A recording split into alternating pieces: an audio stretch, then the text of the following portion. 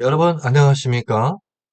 마음 다스리기 시리즈 강의 11번째 강의가 되겠습니다. 우리 지난 10번째 강의에서 마음의 기쁨이라는 주제로 이야기를 나눠봤죠.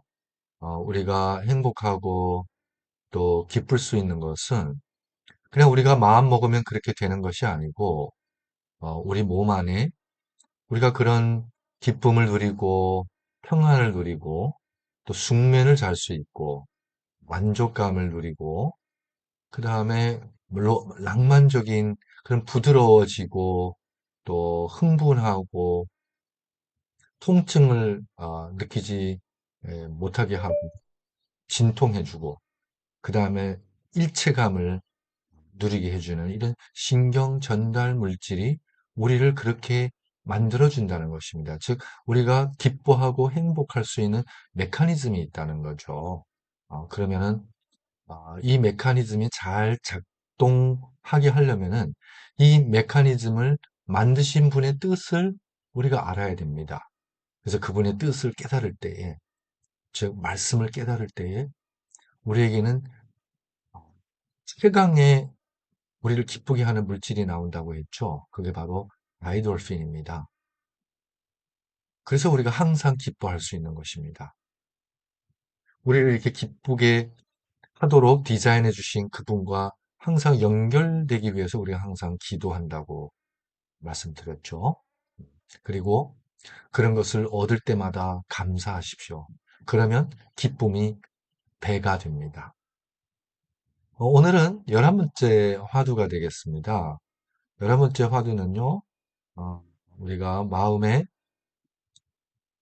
수련이라는 화두를 가지고 생각해 보겠습니다. 여러분, 수, 닦을 수잖아요. 그 다음에 연단하다. 즉, 그, 광물질을 불 속에다 넣어가지고 찌를 제거하는 과정입니다.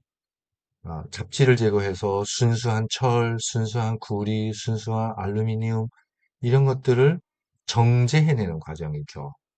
그리고 그거를 단단하게 만드는 과정을 단이라고 합니다. 두들겨서 단단하게 해줘요. 그래서 연단이라는 단어를 씁니다. 즉 단단하게 만들기 전에 먼저 연의 과정이 필요합니다. 불의 과정. 단은 뭐예요?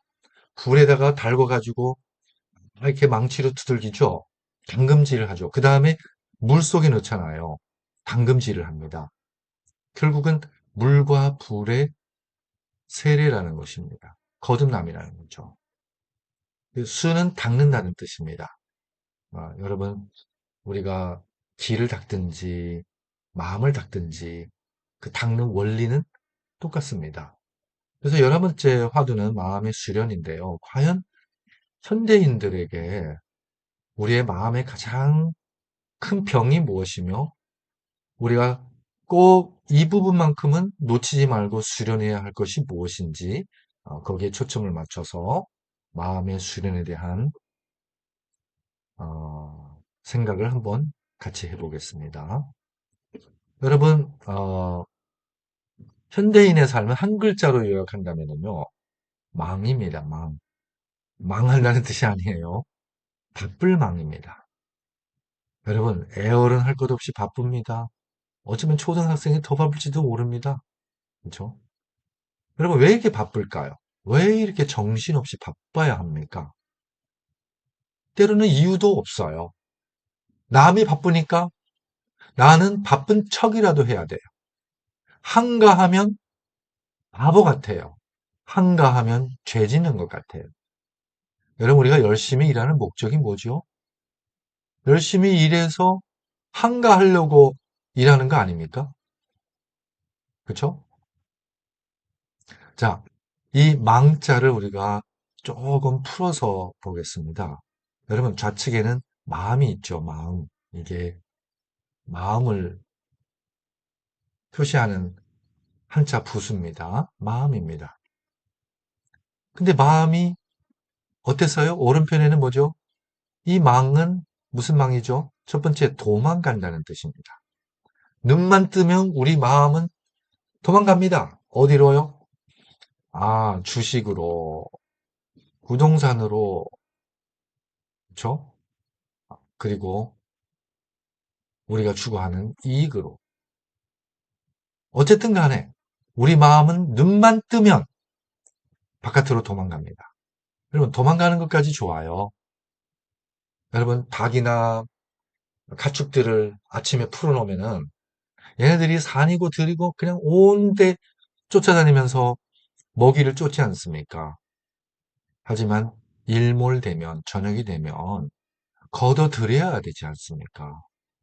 마음이 나갔으면은 이제는 걷어들여야 되는 시간도 있어야 된다는 거예요. 어떻게 밤에도 더 야하게, 더 거칠게, 광란의 밤을 지내면서 이 마음이 돌아올 줄을 모릅니까? 그렇죠? 이게 현대인의 가장 큰 병 중에 하나라는 것입니다. 그리고 두 번째 뜻은 뭐예요? 여러분 잘 아죠? 망했다. 그렇죠? 사망했다. 계속 마음이 이렇게 나돌고 야해지고 짓밟히고 무뎌지고 하다 보면은 마음의 감각을 상실해요. 죽은 거나 마찬가지예요. 코마 상태에 빠집니다. 여러분, 현대 문명은요, 끊임없이 우리 인간을 마치 쳇바퀴에 있는 다람쥐처럼 계속 그 정해진 루틴에서 끊임없이 돌립니다. 바쁘게요. 점점 바빠집니다. 여러분, 그래서 이렇게 삐도는 현대인에게 마음의 수련의 가장 중요한 공과 중에 하나가 뭐죠? 이 분주는 뭐죠? 이 달릴 분, 뛰어다닌다는 것입니다. 주도 뭐예요? 여기저기 쏘다니는 겁니다. 이 분주한 삶 속에서 어떻게 해야 돼요? 아, 멈춰야 합니다. 멈출집니다. 그렇죠? 멈추는 수련을 해야 되는 것입니다. 여러분, 자동차가 출발하기 전에 동입니까? 아니면은 정입니까? 저 멈춰 있습니까? 여러분, 달리는 50km, 100km 달리는 자동차에 훅 뛰어들 수는 없잖아요. 영화의 한 장면도 아니고요. 그렇죠? 자, 그래서 출발하기 전에는 정입니다. 그리고 자동차가 출발합니다. 출발하는 그 모든 과정은 뭐죠? 움직이는 거죠. 동입니다. 출발 전에는 정이죠. 정은 뭐예요? 지예요. 멈춰 있는 거예요. 정지라고 하죠. 그래서 동입니다. 그래서 운동이죠. 그래서 우리가 운전한다고도 얘기하죠. 그래서 운전하니까 차가 움직입니다. 동합니다. 어디를 향해서요? 목적지를 향해서요. 그 목적지에 도달하면은 궁극적으로 또다시 뭐예요? 멈춰야 되죠. 정리해야 됩니다. 그러니까 모든 만물은 정에서 정입니다. 그렇죠? 낮 동안 아무리 활발하게 운동했다 할지라도 밤에는 뭐예요? 잠잠해져야 되죠. 자야 되지 않습니까? 자는 게 뭐예요? 그게 바로 정이고 그게 지예요. 우리의 의식이 잠잠해지고 우리의 활동이 멈추고 이때에 이때에 우리 몸 안에서 생명의 주인이 낮 동안 망가졌던 DNA를 복구시켜 주시고 에너지를 충전시켜 주시고 그 다음날 새로운 사람으로 벌떡 부활할 수 있도록 힘을 불어넣어 주시는 시간이 바로 뭐예요? 이 시간입니다. 여러분 자동차에 주유하려면은 여러분 전투기가 아닌 이상은 달리면서 주유할 수는 없잖아요. 멈춰야 되지 않습니까? 여러분 고장 나면은 달리면서 정비할 수는 없지 않습니까? 멈춰야 되지 않겠습니까? 그렇죠? 이 멈춤을 수련해야 된다는 것입니다. 여러분 유대인 아시죠? 이스라엘의 유대인들은요. 금요일 해질 때 되면은 모든 세상 일을 멈춥니다. 세상 일을 다 멈추고 이 고요한 시간으로 들어갑니다. 그리고 삶의 무대에서 내려와서 감독의 자리로 갑니다. 여러분, 감독은 모든 시나리오를 꿰뚫고 있는 사람입니다. 무대 위에 모든 배역들의 감정을 다 컨트롤하는 사람입니다. 그렇죠? 그 무대 위에 있지 않지만 그 무대 위에 모든 상황과 함께하는 사람입니다.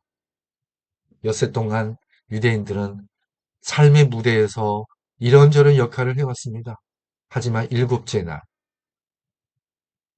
이 모든 활동을 멈춥니다. 멈추고 이 무대에서 나옵니다. 어디 자리로요? 감독의 자리로. 그래서 다시 지난 무대의 삶을 관조합니다. 여러분, 관조하려면요, 일단 내가 타자가 돼야 돼요. 다른 사람의 시각으로 나 자신을 봐야 된다는 거죠. 그리고 관조하려면 높은 자리야 돼요. 높은 곳에서 관조하는. 그래서 유대인들이 일곱째 날에 삶의 무대에서 한 발 물러서서 높은 곳, 즉 하나님의 보좌 앞에 갑니다. 하나님의 성전으로 갑니다. 그래서 하나님의 눈을 빌려서 삶을 관조합니다. 그렇게 멈추고 자기 삶을 돌이켜보고 관조하고 한 차원 높아지는 그러한 멈춤의 수련의 시간이 유대인에게는 뭐죠? 바로 안식일이라는 것이죠. 여러분, 이 안식일이라는 이 멈춤의 시스템 때문에, 제도 때문에 유대인들은 가장 반성 잘하는 민족입니다. 신을 볼 줄 아는 민족이 됐다는 것입니다. 그래서 노벨상을 10명 중에 2.5명은 유대인이 받아갑니다. 아이비리그 대학 중에 15%가 유대인입니다. 여러분, 유명한 물리학, 심리학, 수학, 그 유명한 천재 이 과학자들, 학자들, 유대인 출신들이 많습니다. 아인슈타인, 그렇죠? 또 누구 있죠? 이 페이스북을 만든 자크버그, 정말 제가 지금 갑자기 다 일일이 열거를 할 수 없지만은 여러분 한번 검색해 보세요. 그렇죠? 유대인들 중에 노벨상을 받은 사람이 몇 명이며 유명한 학자가 누구지? 심리학의 대부인 프리드도 융도 다 유대인이지 않습니까? 그들이 이렇게 지혜로울 수 있는 비결 중에 하나가 그들이 뭐를 수련했다고요? 이 멈출 줄 안다는 것입니다. 무조건 안식일이 도래하면은, 즉 일곱째 날이 도래하면은 금요일 해질 때부터 토요일 날 해질 때까지가 일곱째 날이에요. 이 날은 멈추는 날입니다. 엿새 동안 아무리 바쁘다 바쁠수록 더 멈춰야 된다는 거죠. 그래서 돌이켜보고 충전하고 회복되고 그렇죠? 타자가 되어서 내 자신을 꿰뚫어보는 이런 시간이 현대인에게도 절대적으로 필요한 시간이라고 생각됩니다. 이것이 첫 번째 수련입니다. 그러면 이렇게 멈추니까요. 여러분, 여기도 이게 수치할 때 부끄러움을 알 수치 치자거든요. 치자인데 멈출 줄 알죠. 근데 이 치자가요. 한문에서 두 가지로 쓰입니다. 하나는 마음 심자가 들어갑니다. 그리고 공통점은 다 뭐가 들어가죠? 귀가 들어갑니다. 여러분, 멈추려면은요, 우리가 제일 왜 안 멈춰지냐면은, 뭐 때문에요? 욕심 때문이죠.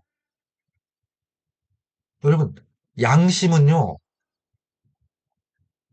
자꾸 우리의 욕심에 제동을 걸니다. 이게 엔진이라면은, 아, 리비도죠. 추진력입니다. 엔진이라면은 양심은 뭐죠? 이 고삐를 채워주고 제동을, 브레이크 역할을 해주는 거죠. 여러분, 만약 자동차에 브레이크가 없다고 한번 생각해 보세요. 엔진이 막강하면 할수록 흉기가 되고 위험해지지 않습니까? 그러니까 마음으로 귀로 뭐를 들어야 돼요? 마음의 소리를 들어야 된다는 것입니다. 마음의 소리가 뭐냐면 양심의 소리라는 거죠. 그때 우리가 지나치지 않고 멈추게 됩니다. 이 정도면 됐다 하고 멈추니까 우리가 과하지 않는다는 것입니다. 그렇죠? 모든 죄는 지나치면서 오는 겁니다. 여러분 과식하면 어때요? 속이 불편하죠? 할 말, 안 할 말, 과도하게 하면 어떻게 되죠? 후회가 남죠? 그리고 화를 지나치게 내면은 관계가 깨지죠? 다시 수복이 안 됩니다. 그 찰나의 화 때문에. 여러분, 지나친 것은 모자라니만 못해요. 모자라면은 좀 더 보충해주면 되지 않습니까? 그리고 여러분, 이 반지하의 집에 홍수 때 물이 막 차오릅니다. 사람이 지금 갇혔어요. 물이 계속 차오릅니다. 여러분, 어디서 멈춰야 돼? 여러분, 우리가 얼굴을 이렇게 그리면은요, 여러분, 물이 여기서 귀뿌리에서 멈춰야 됩니다. 더 올라가면 어떻게 해요? 질식되죠. 익살입니다. 또 우리의 욕심도 어떻게 해요? 어느 선에서 멈춰야 됩니다. 마치 물이 귓불이에서 멈춰야 되죠. 이게 마지노선이라는 겁니다. 멈출 줄 알아야 우리가 수치를 안 봅니다. 욕을 안 본다는 거죠.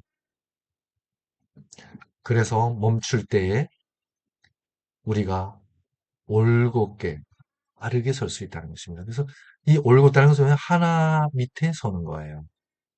하나 밑에요. 이 하나가 뭘까요? 그렇죠? 그리고 우리가 서야 할 자리, 이 앞머리는 자리, 공간, 집, 우주. 그래서 우주도 간머리가 들어가죠. 공도 이 간머리가 들어가죠. 그렇죠? 집도 어때요? 간머리가 들어가죠. 그래서 이 간머리는 우주, 공간, 집, 자리를 의미하죠. 거기에 어떻게 해요?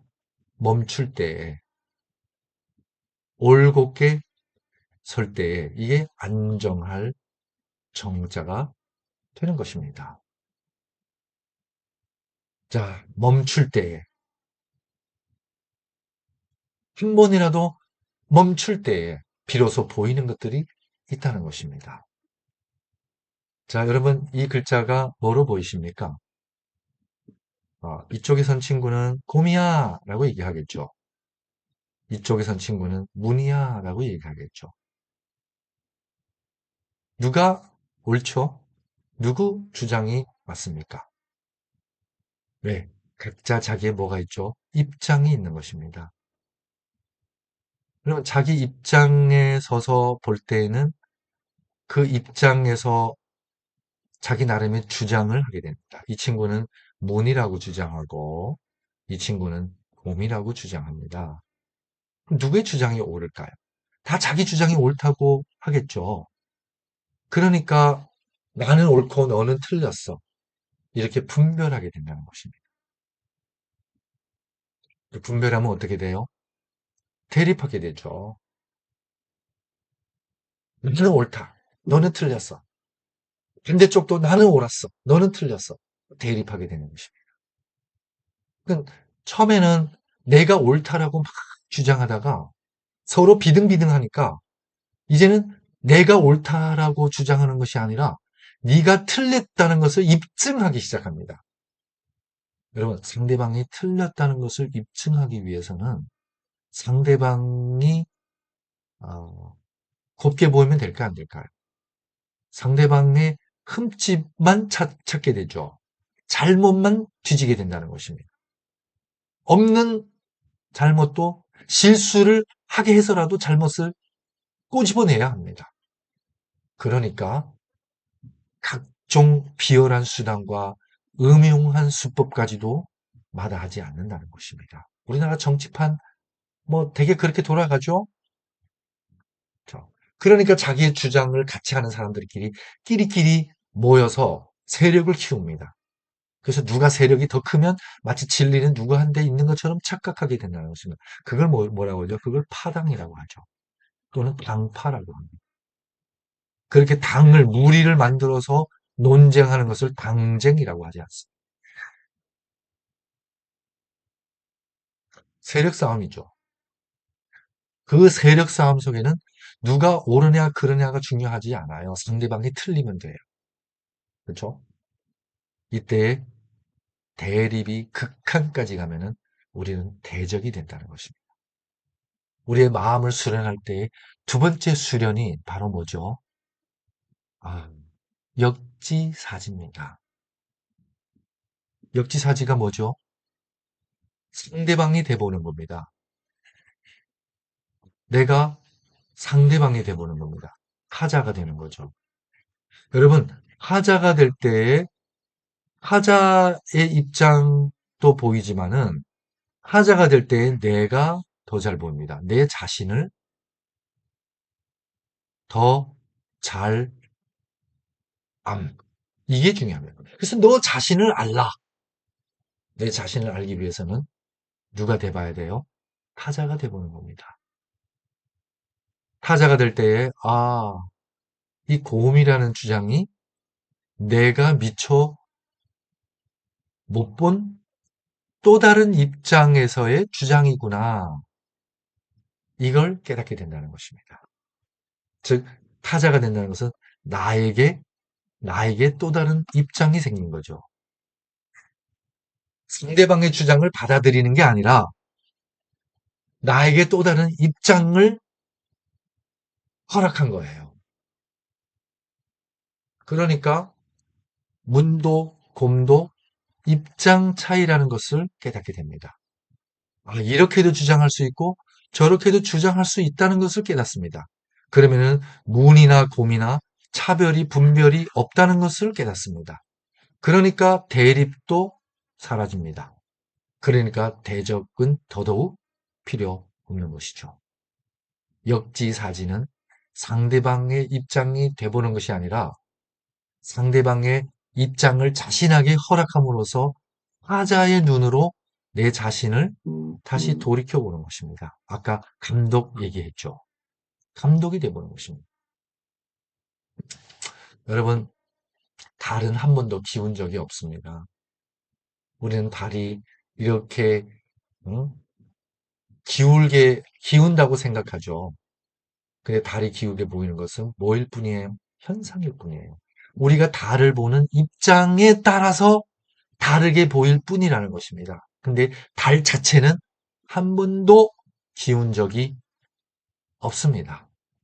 여러분, 이 사실 받아들여집니까? 받아들여지죠?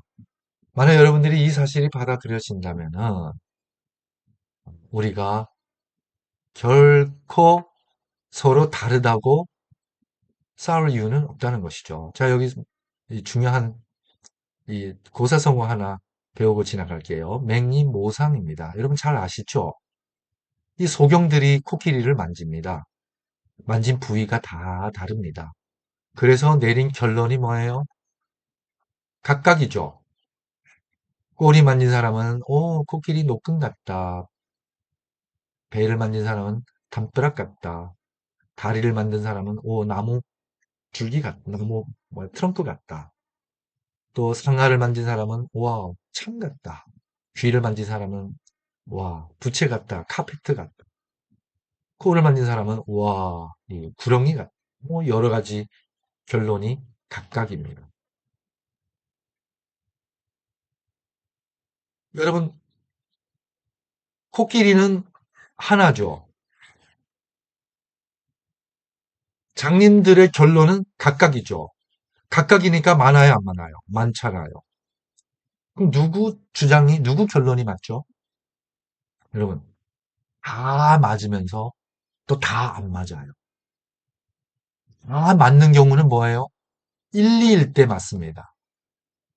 코끼리의 어떤 부위가 이럴 거다. 내가 만진 부위가 구렁이처럼 느껴진다. 그때는 일리가 됩니다. 맞습니다. 근데 그 일부의 일리를 마치 전부인 것처럼 주장하고 상대방의 주장은 다 틀렸다고 우길 때에 그때 오류에 빠지는 겁니다. 그렇죠? 코끼리는 하나입니다. 각자 만지고 얻어낸 결론은 여러 가지죠. 답니다. 그 일리입니다. 그래서 당신 말이 일리가 있다 이렇게 표현하죠. 부분적으로 맞다 그 얘기입니다. 그러면 언제 이 장님들이 이 코끼리의 하나인 코끼리의 본 모습에 접근할까요? 즉 각자의 주장을 뭐 해야 되죠? 각자의 주장을 다 받아들여서 이걸 뭐예요? 집대성해야 되죠. 배척하면 안 돼요. 마치 퍼즐처럼 각각 맞춰 나가야 되는 것입니다. 여러분 어느 퍼즐이 불필요하죠? 불필요한 퍼즐은 하나도 없습니다. 각자의 주장 다 퍼즐 조각이라는 것을 우리가 깨닫는다면 이거를 다 맞춰 들어갔을 때 그래서 뭐 해야 되죠? 상상이 필요합니다. 그렇죠? 이 상도 코끼리 상자죠. 그럴 때 우리가 진리에 조금씩 다가간다는 것입니다. 두 번째 수련은 뭐죠? 왜 우리가 이렇게 서로 주장이 다르고 다른 주장으로 네가 옳으니 내가 옳으니 너는 틀려야만 해 하면서 지지고 볶고 싸울까요? 왜 그럴까요? 바로 자기만 옳다고 남은 틀렸다고 주장하는 우리의 사고방식 때문에 그렇습니다. 그러니까 두 번째 수련은 우리의 사고방식을 어떻게 해야 돼요? 예, 이 각자의 결론의 일리에서 어디로 가야 되죠? 하나인 진리로 가는 연습을 해야 되죠. 그러려면은 배척이 아니라 분별이 아니라 퍼즐을 맞추듯이 나와 다른 주장들, 각각의 결론들을 집대성하는 수련이 필요하다는 것입니다. 그래서 여러분, 이는 다입니다. 각자 주장이 다 다를 수 있어요. 하지만 도는 진리는 뭐예요? 하나라는 거죠. 그래서 우리의 수련은 바로 이 하나를 진리를 터득하는 것입니다. 이게 우리의 수련이죠. 자, 그 다음에 우리는 하루 종일 뭐 하는 사람이죠? 말하는 존재입니다. 말을 다듬어야 돼요. 그 사람의 말이 그 사람의 마음이고, 그 사람의 말이 그 사람의 인격이고, 그 사람의 태도고, 그 사람의 전부라고 해도 과언이 아니죠. 그래서 말을 더듬을 둘 자입니다. 말씀 원자에다가 속내자죠. 남에게 말을 뱉기 전에 자신에게 먼저 던지라는 거죠. 여러분, 화자에서 뭐가 되라는 거죠? 청자가 되라는, 듣는 사람이 돼보라는 것입니다. 나한테 던져서 내가 마치 타자처럼 그 말을 들었을 때에 그 말이 편하고 아름답고 부드러울 때에 다른 사람에게 때 비로소 하라는 거죠. 그러니까 더듬는다는 더듬을 누리 아니라 더딜 누리 되는 거죠. 그러면 왜 내 안에 던지고 만약 거기 가시 돋고 상처가 된다면은 그 가시 돋고 상처 주는 말을 더듬어야 되죠. 그걸 수사라고 얘기합니다. 그렇죠? 이 수사할 때 수가 뭐예요? 다듬을 수죠. 수사를 해야 합니다. 이게 우리가 수련해야 할 세 번째 내용입니다. 그 다음에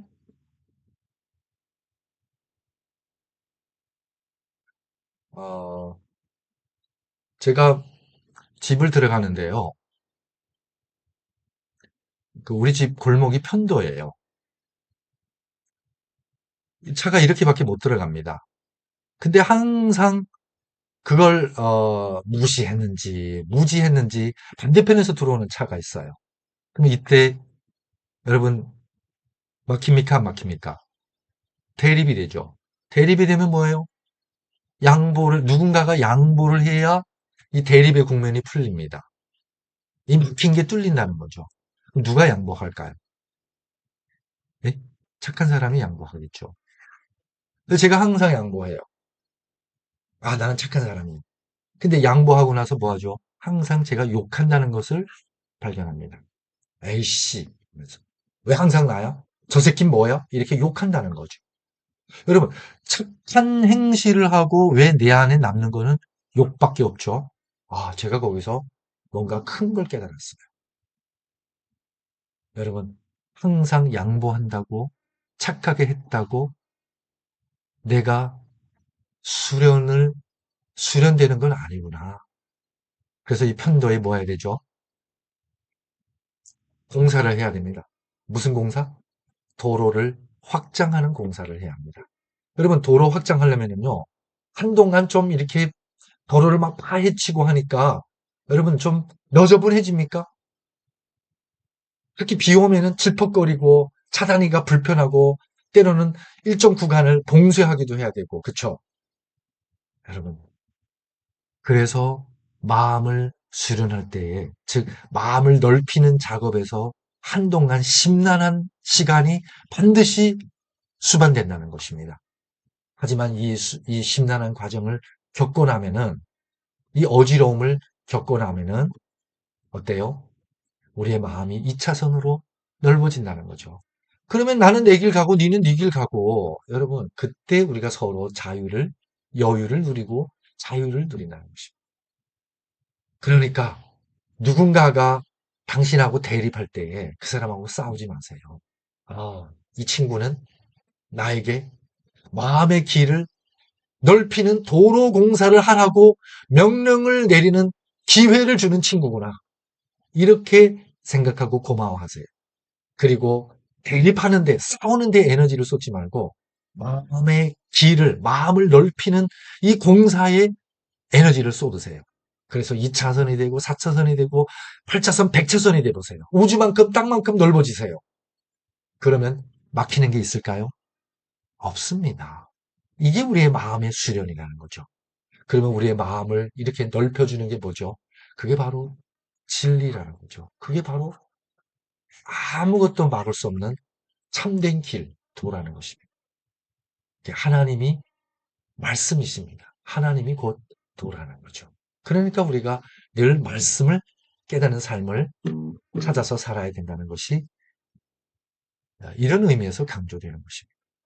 자, 11번째 마음의 수련, 이 화두를 마치면서 우리 마지막 화두는 마음의 승화입니다. 다음 시간에 또 뵙겠습니다. 감사합니다.